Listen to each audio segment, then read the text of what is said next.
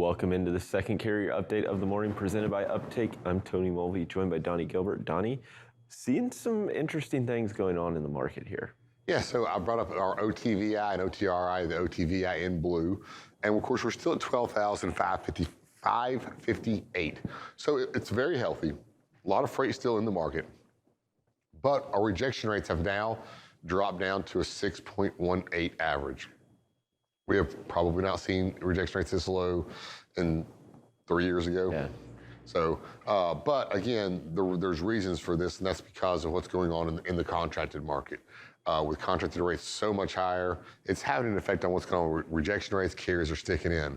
Let's go to our next chart here right quick and take a peek. This is the VAN initial reporting of the average base rate per mile for contracted rates. And here, we've been seeing it flip-flop around here for the last part of July, around that $2.90 mark, which is still fairly high for a contracted rate. You know, we're not even adding fuel in here yet. This is why all these carriers are falling back into their contracted rates as long as they're available. Now, you kind of got to wonder, are shippers still a little bit nervous about the volatility in the market of anything that could happen possibly? We had issues going on in California. There's just a lot going on, and they may not want to take that fight and lose their carriers that they're already having that have stuck with them through COVID, that are running their freight.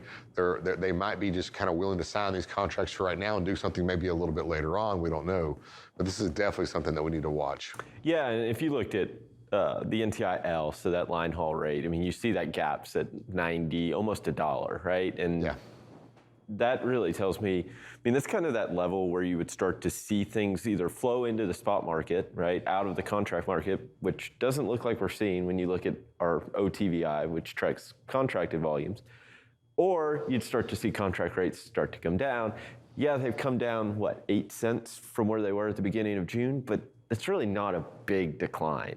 Right, and you know, a year ago this time, a lot of shippers were explaining, hey, you know, we don't want to sign up new carriers right now. We don't want to, you know, and lose our old carriers that have stuck with us because we're afraid they may sign the contracts and then not accept the freight here in a month, and we don't have anybody, and we're going to end up having to go to the spot market, which that time was much higher. Yeah. So you kind of got to wonder about this volatility. That's, you know, are they afraid that we're going to jump right back where we were coming up with fourth quarter coming up, and then maybe start to change it after that. But it's definitely something to watch.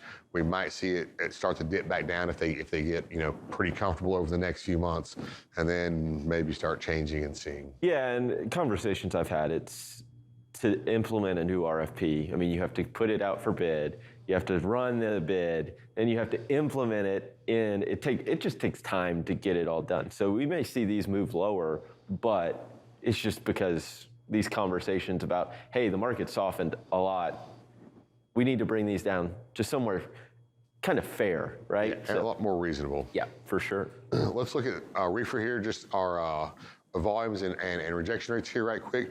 Volumes on reefer holding steady still at that 1,400 mark. And again, we're seeing the same pattern with reefer. Rejection rates are going down. We're at 7.26. We haven't seen this in a very, very long time. But when we come back, we're gonna look at reefer contracted rates initially, just like we did the dry van. It's a lot different, and it'll help explain what's going on with rejection rates here as well. Awesome, well, thank you so much for this update, Donnie. Right now, we'll take a quick break. We'll be back with more FreightWaves Now.